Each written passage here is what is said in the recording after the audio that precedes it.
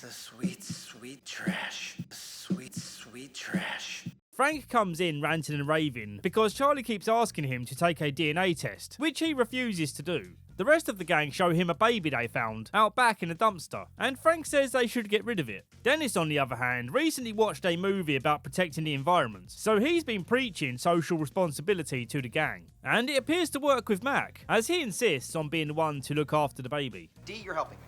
What? No, I'm not. You see what's happening here? You see this?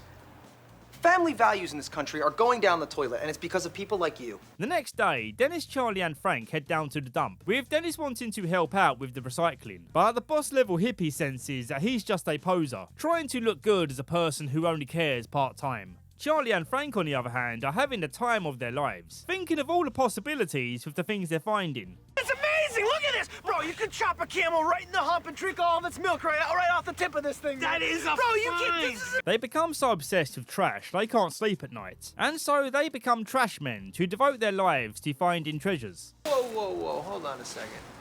What do you got in those? Coffee cups and food scraps. Yeah, we'll take them. It gets to a ridiculous level where they can't even sleep in their own house due to their hoarding.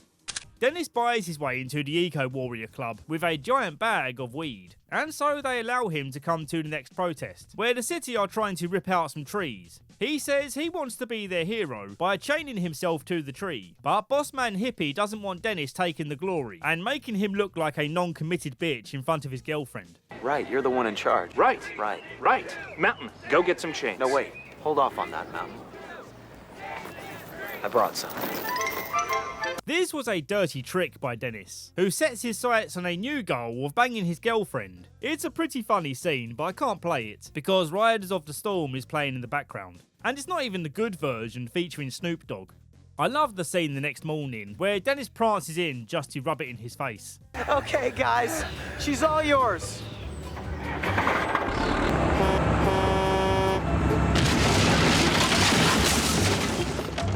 I banged your girlfriend.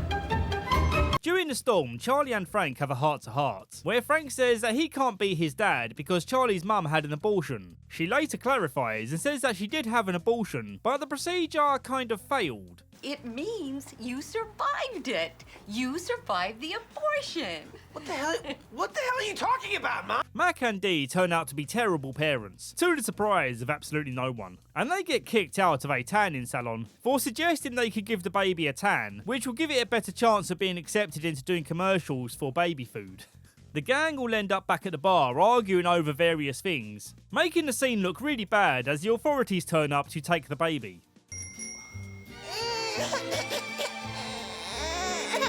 Such a solid episode, definitely the most memorable so far, so it would be crazy not to place it at number 1. Into the toilet I go. The gang find out that the Philadelphia Eagles are holding tryouts for the general public, where the best performer will get to play on the team. Dee believes that she has more of a chance, because unlike the rest of the gang, she has stamina and a real mean kick. Holy! Maybe it's a lucky kid. No, those stork-like legs, they act like pendulums. And on the bottoms of those pendulums, feet like wrecking balls. She dresses as a man for the tryouts, as only men are allowed to compete. Charlie and Frank decide to have a chill day watching the tryouts, with Charlie wanting a mellow time with some beers, and Frank wanting to trip balls on acid. The McPoyles park up next to them, and the entirety of their strange family pours out of the RV. How many can there possibly be? Oh, good to see her again. Good. Like she doesn't know what I'm saying, right? Okay. His trip session makes him need to poop, so when he sees massive queues for the Portaloo, he's forced to go into the RV. But his hallucinogenic trip is ramping up, to the point where he can't even figure out how to open the door. And so he's stuck in here. The extreme close-up with the fisheye lens could only be this funny with Danny DeVito. Trap. I know. He hallucinates Artemis in the toilet bowl, who's giving him instructions on how to get out. Just go one leg at a time. Okay. Into the toilet I go.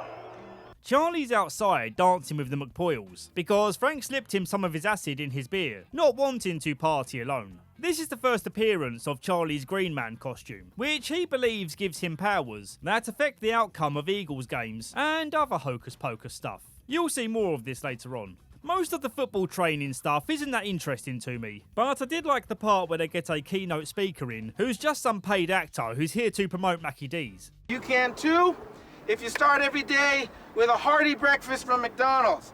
Like the new sausage, egg, McGriddle value meal. Remember guys, real champs, eat at McDonald's. I'm loving it. Also, Dee kicking a ball and breaking her weak shins was such a classic Dee moment. Wrap your minds around this.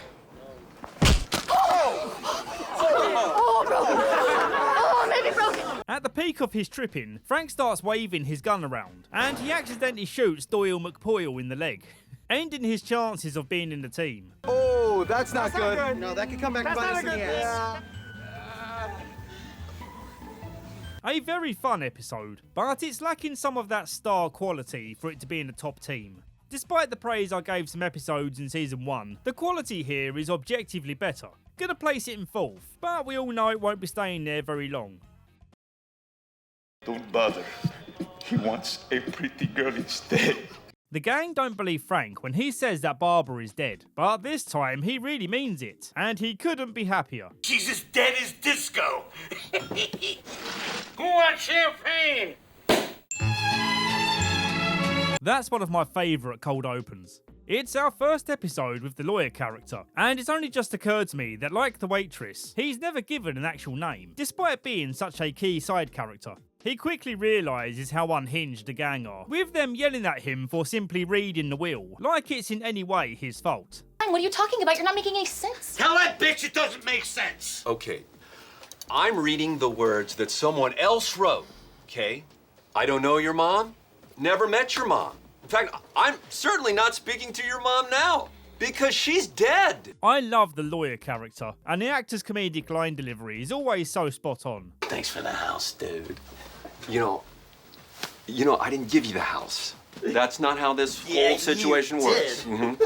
Jesus Christ. The will describes Barbara's wishes to be buried with her jewellery, and before the body's even gone cold, Dee's ready to go grave robbing. Whoa, hold up, Dee doing blackface? Let's hope she doesn't do this again later in the series. That won't be problematic at all. Frank has a creepier idea of getting hold of her wealth by pretending to be Dee's partner in front of Bruce Mathers, who currently controls the estate, telling Bruce that they need the money to adopt many orphans. Bruce plays along with their game, knowing full well what's going on, because he knows who Frank is. I love the part where Frank goes berserk at the idea that you can catch AIDS from a hug. Sorry I missed the funeral. We're in Uganda doing a lot of work with the AIDS crisis there. And AIDS? You touch anybody? Seamus is joking. He's got a very dry sense of humor. I'm not joking. That is serious. I gotta take a shower now. As Dennis got the house, he wants to throw a party to celebrate. Only issue is, the only people they know either hate their guts or simply can't come for more serious reasons. Call Dooley. Dooley! Let's call Dooley! Dooley loves a good party. Dooley in the house. right? Dooley's in the house. Yeah. Dooley killed himself.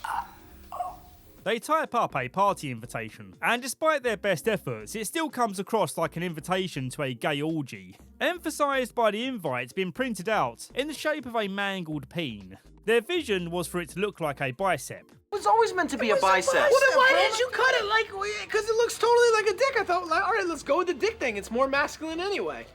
Both Mac and Dennis come across as gay when looking for men to invite. I just had the most perfect blonde guy slip right through my fingers. I mean, I had him in the palm of my hand and then he was gone, you know? The only one successful is Charlie, who finds a Cuban guy, I think, and he always speaks with passion, even when talking about buying a crossbow.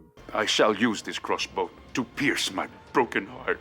The only people who show up to the party are two college kids that Dennis found, and they force them to be a part of their chaotic plans to prove how cool and worthy of friendship they are.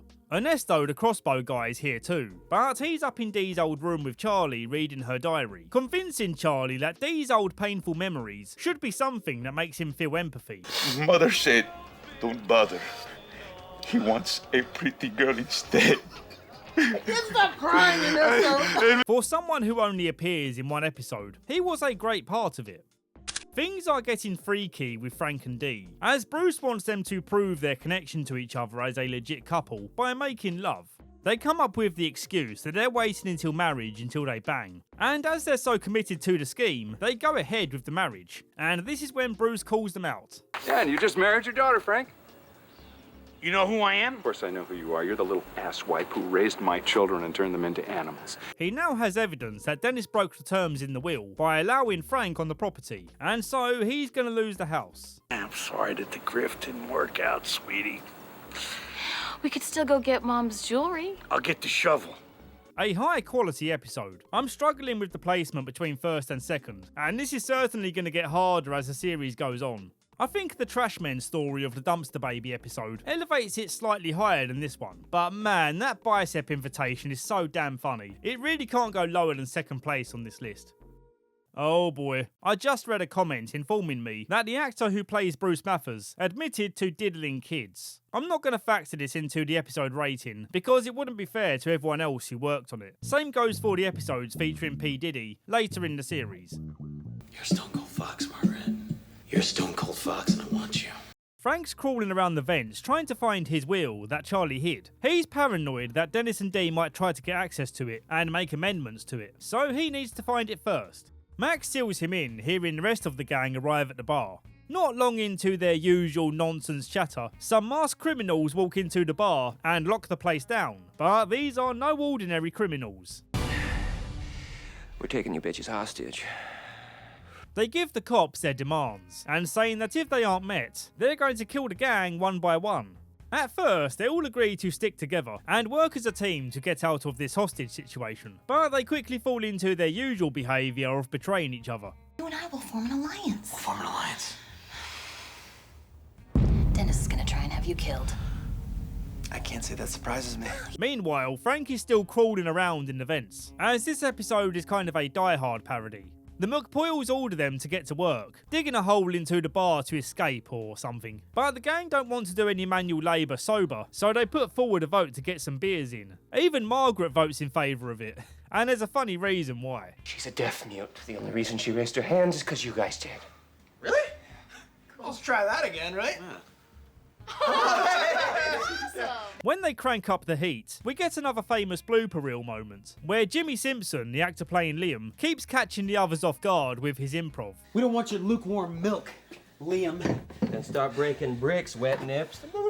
Or else, you know what I mean? Not 2 seconds later, we get another funny moment, where Liam tries to ramp up the tension by getting Ryan to stab someone, and he chooses Liam. What have you done, man? Give me the milk. Show them we're not bluffing. No, you're supposed to stab one of them. You stab one of them. Oh, I can't keep pausing like this. We got the rest of the recap to get on with. There's just way too many great moments in this episode. Dennis comes up with the idea of earning trust in Margaret, doing so in the only way Dennis knows how to persuade a woman. You're Stone Cold Fox, Margaret. You're Stone Cold Fox and I want you. I gotta have you. I need you. Liam walks in after the deed is done, and he's not fazed by it one bit. Nothing. Doesn't look like nothing, but for the record, I'm into it. The hostage situation ends up on the roof, and after pulling more Die Hard parody moves, Ryan hangs on for dear life on the edge of the roof, with Frank stepping in to bring it to an end.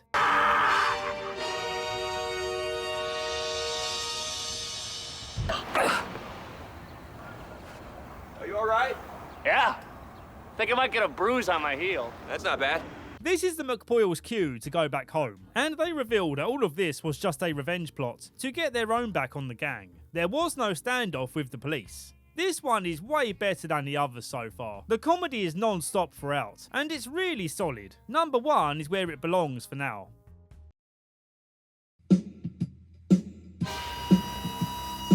It's crazy how much the quality has gone up after 2 seasons. At this rate, I don't think any episode from the first 2 seasons is going to remain in the top 10.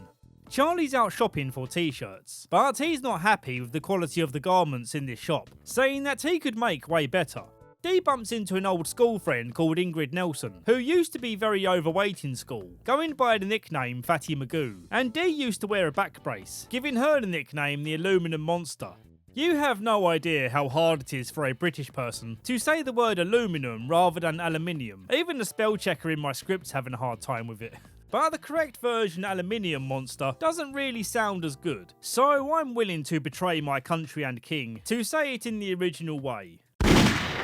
Dee's envious of Fatty Magoo's transformation and her success in running her own clothing store. So Dee decides to become Fatty Magoo's competition. Only problem is, she can't draw designs even resembling human clothes. Oh no! What is this, a boat? No, it's It's a boat with a triangle It's not a in boat. it. No, there's a cup and a straw. Oh, it's a cocktail dress. So Dennis steps in with his vision. Oh, those are beautiful.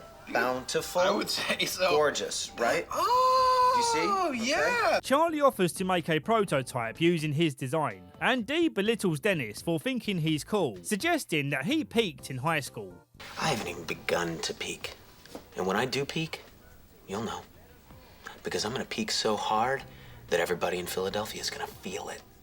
Fatty Magoo isn't one bit interested in Dennis's designs, but he never takes no for an answer, so he insists on coming back when Charlie finishes the prototype. He's working in this rundown factory as the base of their operations, and eventually this place turns into a depressing Russia during the Cold War era type place, where these Eastern European women are working a horrible amount of hours under strict conditions, and they even install one of those old-time factory whistles. I'm staging a strike. Let's go! I'm pulling again! I'm pulling again!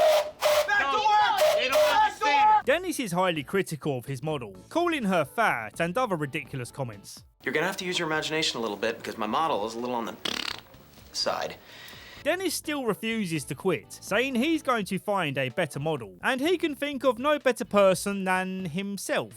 And that's how the episode ends. A really fun episode that I'll never get tired of watching. It's not quite the best, but it deserves to be high on the list at number 5. The time has come for the yearly pub crawl in Philadelphia, and Paddy's Pub has always been the last stop, which is a big moneymaker for them. But now they hear that a Korean barbecue place is taking their spot, so they've got to put a stop to it. Dee's more concerned with putting on a decent talent show for the punters, and we get one of the first scenes where the guys dismiss Dee's idea simply because she's a woman. I will make this year's talent show the best talent show ever. What are you saying? We're in the middle of an emergency here. Guys, we gotta move on this. Charlie and Dennis check out the Korean barbecue place, and they've borrowed the duster jacket that Mac was wearing earlier. This duster becomes a status symbol for the gang, as whoever is currently wearing the jacket is the most badass. They realise that the reason this place is so popular is because their microbrew is so tasty. God damn it, that is really man, good. That is good. That is. They want to inspect the place deeper to find out what secrets they might be hiding out back. Look at that door, dude. See that door right there? One marked pirate. You think a pirate lives in there? I see a door marked private. Is that the door you're talking about? No, I was talking. Yep. They try to bash in the door, but even with the power of the duster, they're unsuccessful.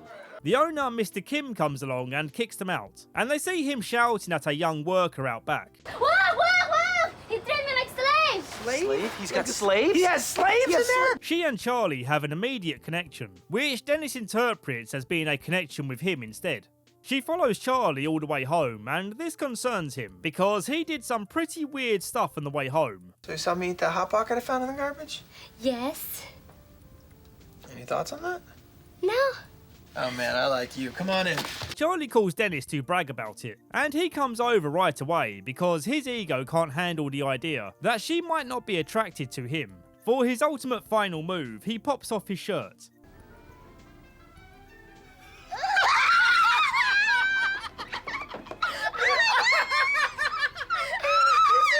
Meanwhile, Dee's snooping around to get their microbrew recipe, and a gross-looking dude out back offers to give it to her, and all she has to do is sleep with him. Being extremely drunk and desperate for a win, she goes for it.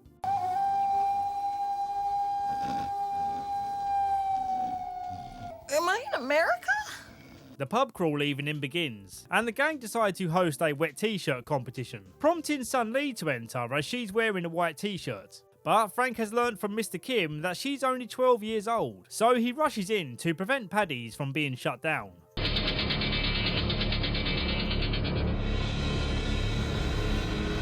Wet t-shirt contest is off! Why? She's only 12 years old! What? This might be the only morally correct thing that Frank ever does in the show. Luckily, Charlie never did anything physical with her, and so he avoids going to jail.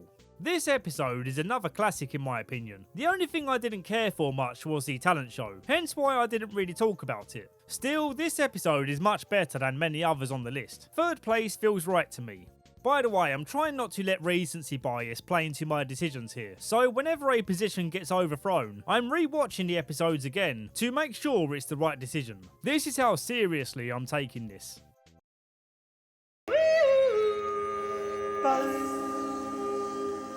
The first weaker episode of the season for me. So the gang receive an offer for Paddy's pub from this guy who's buying out businesses in the area. The gang's initial reaction is to reject the offer, seeing as how the bar is a part of their identity. But then they take a look at how much is being offered. We'll take a look at it.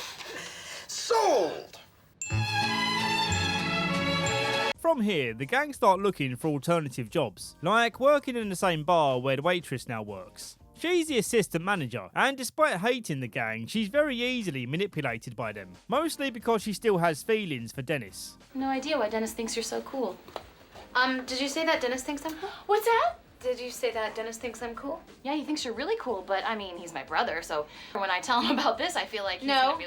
You don't need to tell him that this happened. The gang get too demanding with their counteroffer, causing the buyer to withdraw. He was thinking of buying another place anyway. In order to bring down the value of this other place, Frank comes up with the idea of getting his old gang back and hanging around outside the property. But they're not really crooks as such, and more of a 50s doo-wop group, so they aren't the slightest bit intimidating. Boom, boom, those down yellow jacket boys. Buzz, buzz, bum, boom, boom. For their next move, they go to the buyer's house, but the older member Hawkeye has a heart attack on the doorstep. The episode ends with them hosting a funeral for Hawkeye, and that was quite nice. We bid you goodbye.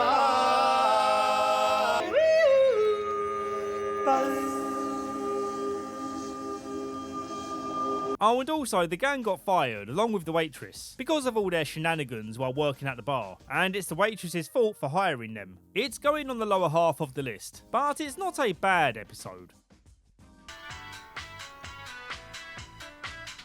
Mac is coming in hot with the exciting announcement that he was just interviewed for a news story, but the interview was cut short because he rambled too much. We talked to one local resident who had this to say. It was absolutely crazy. Police are currently investigating the cause of the... What the hell was that? Yeah, you really popped. I think you're gonna be a star. Yeah, you're gonna be a big star. No, guys, I magazine. talked for like 20 minutes about how the traffic system sucks. So Mac, Charlie and Frank make it their mission to find a big news story and become famous reporters. They head down to Chinatown, hoping to get a slice of the action. But all they find is a crowd watching Wii tennis. When all seems lost, some guy starts choking, and Mac heroically saves his life. They ask Charlie if he got it all, but he neglected to mention that he never put a tape in the camera. So you never put a tape while we were out there in the taping nursing the guys home, with the outside. Oh, I'm sorry! Oh, I forgot to put a tape in! I forgot to put a tape in! Meanwhile, Dennis and Dee are trying to make a name for themselves as the biggest party animals in town, kind of like Paris Hilton, if you remember her. They believe it should be an easy task, considering the local celebrity status of this guy who dances in his pants on public access TV. Get after it, huh? Yeah. All right, let's turn it off. Turn it off. Yeah. Shut it off. On their first night, Dee peaks too early and crashes out in the trash. But Dennis parties the night away and grows a taste for this new lifestyle. Oh my god. Holy shit, it's bright out here. Dee's final shot at fame is helping the guys in faking their news story, stepping into a building to rescue some non-existent kittens. But the story would be lacking some excitement without fire, and so Frank steps in. I cannot believe you guys. I could have been killed. Well, somebody had to save those kittens. They try again because Dee freaked out and ruined the take. But once again, Frank sets her on fire. Okay, it's all good through here. Hey! She throws the kittens in every take. Still desperate for fame, she goes to the club with Dennis. But it seems their night got a little wilder than expected, as they're now featured on the Underpants Man show.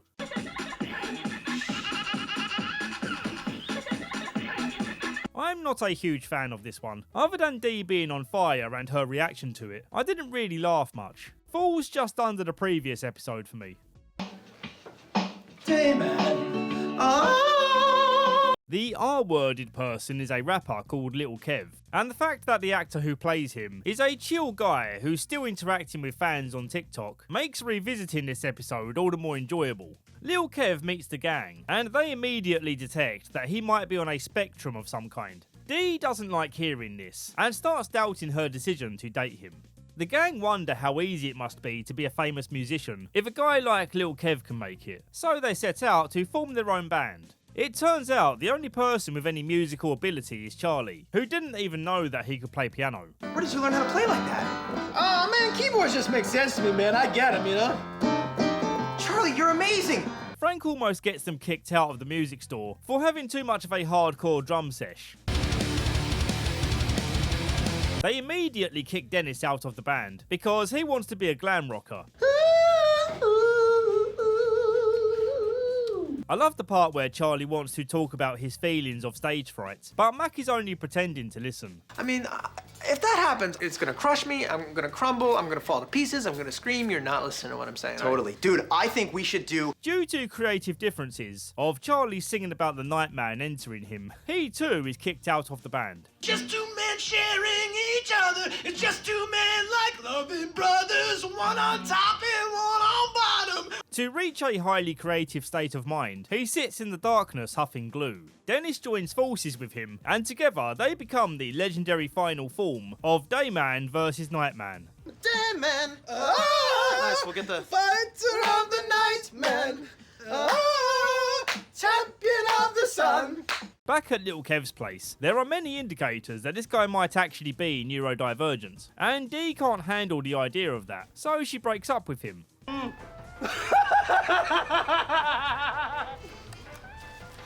We need to break up.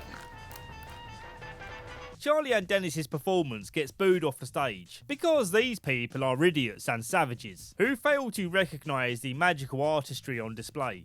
Mac's band bombs even harder, and Lil Kev takes the opportunity to bust out a freestyle, dissing Dee for humping him. What? Dissing Dee for dumping him. She said that I was cute, she said that I was funny, but the honey couldn't stop looking at my money. Just one question, D, before you take your bow, this gravy train's leaving, so who's the now? Their conclusion to all of this is that perhaps he wasn't R-worded.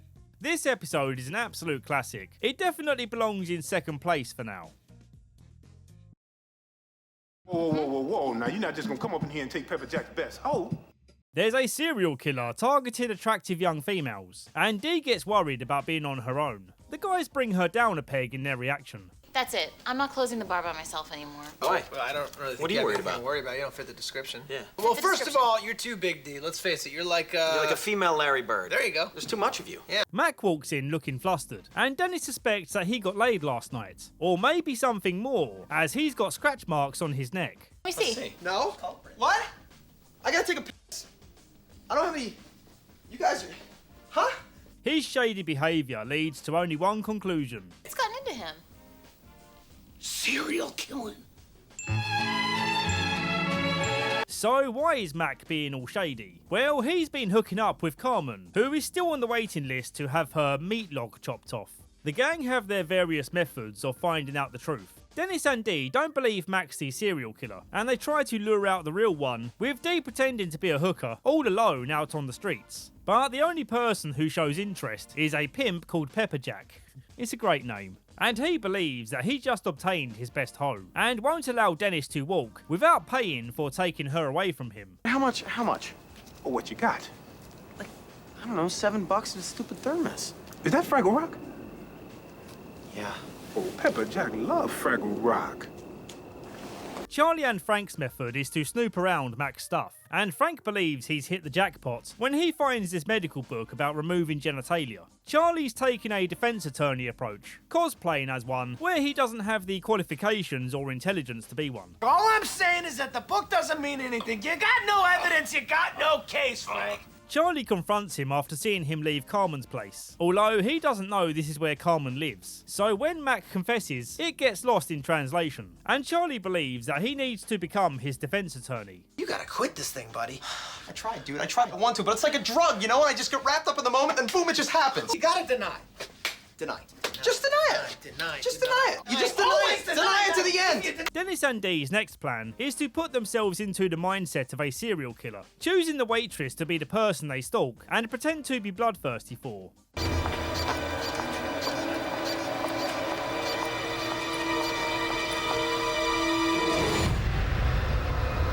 It's a pretty funny, albeit pointless scene that ends up with them being pepper sprayed.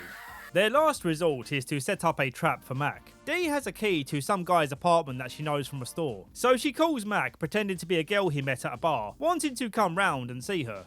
Frank brought along his chainsaw just in case things get ugly. Frank, we don't need the chainsaw. Is that what's in that bag? Oh, we do. When Mac arrives, Dennis is there doing the whole Chris Hansen thing. Naturally, Mac is super confused about what's going on, and when they apply more pressure to him, he confesses the truth. I'm not a serial killer. Then why all the shady behavior? I've been banging the I didn't want you guys to find out. No, you're trying to... What?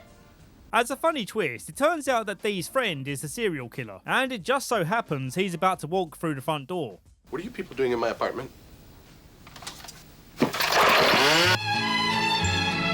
I find this one to be mostly a solid story, with a twist that I'll always enjoy watching. There's not too many funny parts though, so going just above $100 Baby feels justified. Here, gather around for a second. I want to talk to you kids about physical fitness. While trying to break the world record for holding his breath, they get interrupted by a lady handing out flyers, informing the neighbourhood about registered diddlers being released from prison early due to overpopulation and moving into their neighbourhood. One of the classic traits of the gang is they can't stand waiting for people to get to their point. Raising awareness, we can force them out of the neighborhood and away from our children. Yeah, once and for all. Okay, it's going on and on. Is there something that you need from us? Because we're right in the middle of something. Is it bad that I can relate to this? As the episode title implies, the guy on the poster they're handed looks exactly like Dennis, almost like he's wearing a fat suit. Dennis is insulted by the comparison, as you would be. Look at his jawline. His jaw is exactly where I don't look like him. His jaw is fat and You go like this far back? I never go that far back. He's not a diddler, but Mac's dad Luther has also been released early, and his cold-hearted relationship with Mac is demonstrated to us. Do you have plans, Dad? Because I was thinking we could do some father-son stuff. You know, have a catch, talk. No, I'm not gonna do that. He wants Mac to drive him around, to quote-unquote take care of a list of people.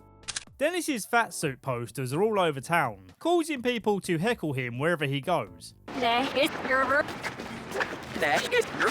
a minute, why are people yelling at me in the streets, Dee? So he decides to revamp his image and prove that he's not the same person. Dee comes up with the idea that he should pop his shirt off in the park and show the kids how to keep fit. How you doing today? It's a beautiful sunny day, isn't it?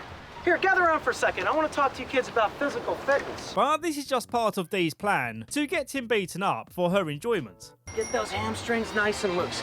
That's a real... Sure, bro. Without warning, Frank moves out of Charlie's place, saying that he's found himself a bang maid, and it happens to be Charlie's mum, Bonnie. Bonnie! Oh, yes, Frank? Stop making lasagna. We're going out tonight. Oh, okay, Frank. Charlie's determined to get her to hook up with Luther instead. That way he can get Frank to move back in. Mac, on the other hand, wants his mum and dad back together. So when they host a dinner party for the parents, there's conflicting desires at play. There's a hilarious lack of desire between Luther and Mac's mum. You guys haven't seen each other in so long, huh? It's quite exciting. Hey, Dad. Dad, doesn't Mom look pretty? No. Oh, boy. Charlie gets to work, suggesting how compatible Luther and Bonnie are, and then he sits back to enjoy watching Mac's plan fall apart. My dad already has a woman, Frank. You have Mom. She hates me. That's not true. Meeting back up after many years and sparks flying and families getting back together and raising little boys so that they can be happy again. Okay? Happy boys. This is about happy boys. Slim Dennis and Dee pay a visit to Fatsuit Dennis and say that if he doesn't leave town for good, this young boy will go to the police with all sorts of made-up stories that will put him away. The plan works and he agrees to leave, giving the boy a creepy wink as he closes the door. Oh, that's so wrong. After driving Luther around, Mac and Charlie start feeling uneasy about the possibility that he's killing all these people on the list, which, as they now see, includes Mac and Charlie. But when they get the police involved, it turns out he was making amends with these people, and he was planning on taking Mac and Charlie on a trip to give Mac that bonding time he always wanted. You weren't gonna kill me? Of course you weren't gonna kill me. I'm your son. No, I wasn't gonna kill you. But I'm going to now. This to me is an early classic in the series. It's got a really solid story structure for both of the plot lines, but the only slight downside is these storylines don't intersect, so with that in mind it's not taking the top spot. 5th place seems reasonable. I want to whack them off here regardless. In this 2-part story, I find myself enjoying the second half way more than the first, which if I'm being honest, I find kinda boring.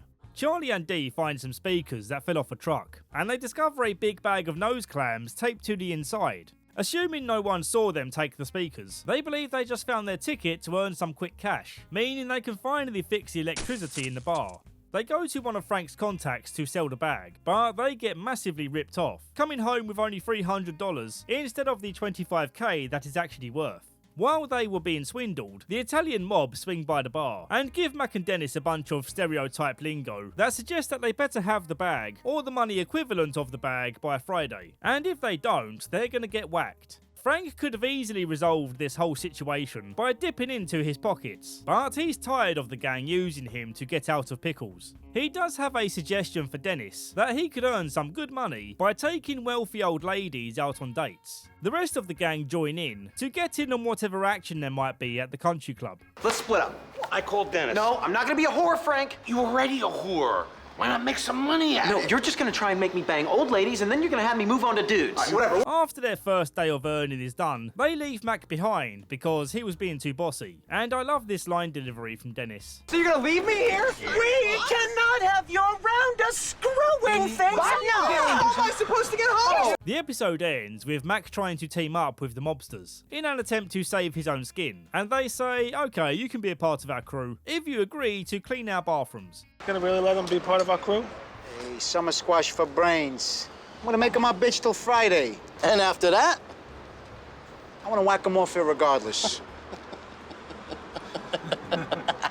Like I suggest, it's not an episode I enjoy very much. I will show it some respect in the rankings, because this episode is essential build-up to the much superior second part. Rise up, gonna get higher and higher. Hey, do you guys have more blow? Charlie and Dee bought back some of the party powder to carry on dealing until they have enough money to pay the mob back. But they can't resist getting a little high on their own supply. I can see what you mean, Charlie. I think I see. It's like my mouth is no longer a part of my head, and I kind of feel nothing, but it feels so good. That's the feeling you're going for. That's where you want to be at. They spot Cricket panhandling, and they coerce him into helping to sell the drugs, as now that he's homeless, he knows people on the streets. Charlie takes him aside and promises him that if he helps out, he can stay at Dee's place. Dee's place? Yeah. You two alone together, one thing could lead to another. You never know. You think she still likes me? Yeah. He flips the batch very quickly, eager to get acquainted with Dee's place. With his success, they get him to carry on dealing, thinking not only can they pay the mob back, but they can make a sweet profit in the process. It's such a funny scene, not only because of Charlie's voice. Cricket? Cricket, buddy! Yeah. Can I talk to you for a second? Look. But also the look of ecstasy on Cricket's face when he suckles on Dee's finger. Oh, yeah. Unfortunately, Cricket gets hooked on the stuff and got so high that he sold the stash for 2 trash cans, believing them to be musical drums. Oh, these are trash cans? Then why do they sound like this? Meanwhile, Dennis is racking up some serious cash with his entertainment services, forming a pimp and pro type relationship with Frank. I don't want to hit you, baby, so please don't make me, okay? You're my one and only. He keeps pushing the limits of what Dennis will sign up for by getting him to perform for the mob boss's wife. Mac, who is still doing their dirty work, spots them about to get down and intervenes. He cannot bang this woman, okay? It's the mob boss's wife. Oh, what do you think she's gonna do? Dennis, up those stairs! Dennis! Don't do it. He's got you brainwashed.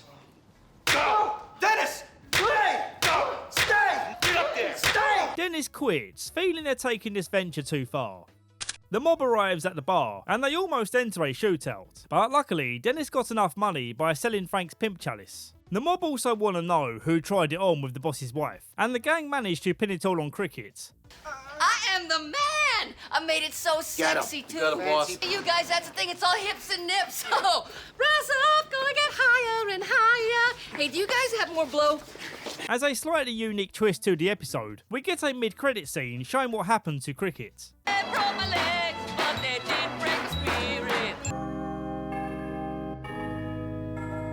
Because the gang gets so deranged in their plans, and also because Cricket gets pulled into it, I find myself enjoying the second part more, earning it 14th place on the list. Despite the increase in my enjoyment, it's still just an okay story.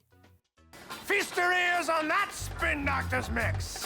There's a homeless man relieving himself in the alleyway, and the gang want to do something about it. Mac and Dee have the idea to become street vigilantes after it turns out the neighbourhood watch don't use guns. And I love Mac's outburst here. The streets are flooded with the ejaculate of the homeless, and you people are counting on the police. Frank, Dennis and Charlie's idea of cleaning up the streets is to go buy a junkyard dog, but the junkyard only has a cat, which the owner says is indestructible. Believe me, that's a tough cat. He was born in a pool of gasoline on a piece of rusty scrap metal. I've seen that cat jump through barbed wire into a vat of hot tar. They spot a retro cop car for sale, and so they take it away, along with the junkyard cat. Dennis takes ownership of the cat, giving it the name Agent Jack Bauer. Charlie's immediately deranked to undercover cop, who has to sit in the back of the car. And this demotion annoys him because it means he can't join in wearing a costume. So he decides he's going to become a Serpico type character. Who is Serpico, you ask? Well, I have no idea either, because I'm not old enough to remember the 70s. After Dee successfully whoops the homeless guy's ass, they ask the police if they can be allocated to a high crime area for them to carry on their vigilante work. But they soon realise this move was a big mistake, when even the people who seem vulnerable are armed and dangerous. Could you please direct us to the nearest bus stop? One thing I find remarkable is how relaxed this cat is throughout shooting the various scenes. Anyone who has a cat knows they can't be trained easily. If they want to jump out your arms and run off, there's not really much you can do to stop them. But in every scene, Jack Bauer is as cool as a cucumber, making him the star of this episode. Charlie attempts to shut down their operation by setting the car on fire, but then Jack Bauer jumps in because he loves the smell of gasoline.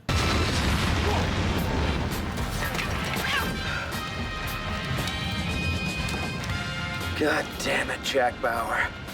You really are the man. The episode ends with Charlie doing more Serpico stuff, like leaving a tape of evidence for the mayor. But as the comedic punchline, it gets tossed right into the trash. A respectable episode, and one that I don't mind rewatching. Far from being a favourite though, so it's going to go right here at number 11.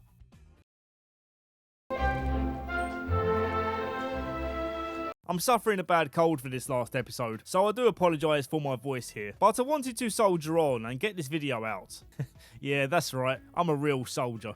A simple premise, but one I enjoy very much. Charlie tries to get Paddy's pub some publicity by hosting a dancing competition for a local radio show, but his inability to read caused him to list ownership of the bar as a prize. Check again, I put the bar into the pride section, the things that you're proud of. section? It's a Z, Charlie! Prize! Did you read that goddamn thing? This dance-off is all about endurance. The last person to remain dancing wins the bar. Cricket and the waitress are in here looking for some revenge, and it's not long before Cricket challenges Mac to a battle, where the competition goes on hold until one of the challengers are out. And go!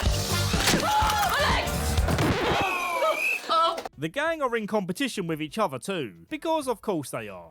Why can't you just be friends? All right, now just to be clear, we did just screw him over to kick him out of the contest. Oh, yeah, we totally screwed him over. Yeah. What? Dennis's plan is to move in on this attractive woman by pretending to be a dance instructor. He deliberately drops her partner to get him out the way. It's perfectly natural to blame the teacher at first. We're all feeling a little tired, okay? Son of a bitch! Robert, stop. Come on, it was an accident. Mac loses his challenge against Dennis, and as punishment for losing is made to wear a beer keg for the rest of the competition. There's various schemes and shenanigans to get people eliminated one by one, and I won't go through them all, but highlight a couple of fun moments. I like how desperately the waitress is trying to get Dennis jealous, but it only makes Charlie jealous. Oh my god! Oh, she's really like grinding away over there. The funniest scheme is Mac trying to give Dennis and Dee this energy ball, which Cricket prevents Dee from eating, warning her that it's full of sedatives. Charlie, being Charlie, continues to eat the cough medicine balls, despite knowing that's what they're made of, because throughout the years of substance abuse, his body has become resilient to sedatives. I wanted to show you his dance-off earlier, but I can't do that because of the copyrighted music. I will show you his dialogue before though, that's quite funny. The cream always rises to the top. and I'm about to show you the white hot cream of an 8th grade boy. Oh my God. Play the tape. I won't spoil who wins, but essentially the gang gets to keep the bar. It's one of those episodes that I feel would be ruined if I explained everything that happened. But yeah, I really like this one. I guess I'm a fan of the more contained storylines. The simple premises executed well. A great way to end the season, as this episode is my favourite so far. It has to be number 1. Here's how the ranking currently looks across all episodes. Not too many controversial placements so far, I don't think. But if you feel otherwise, comment below. From here, the show continues to get crazier and better in quality, so the real arguments between us can begin. Here are my lovely Patreons and channel members. I've added Sir Pickle II for this video, because even though you're not a Patreon or channel member, you've been giving so much through the super thanks donations, and it only feels fair to give you a shout out in the video. Scott Alexander, I appreciate you've been here for a while now as an executive. That's awesome of you. James and Carmen, not only did you join, but you left me some lovely feedback on the channel, and it means a lot to me. Alright, that's enough glazing, my fans. See you on the next one.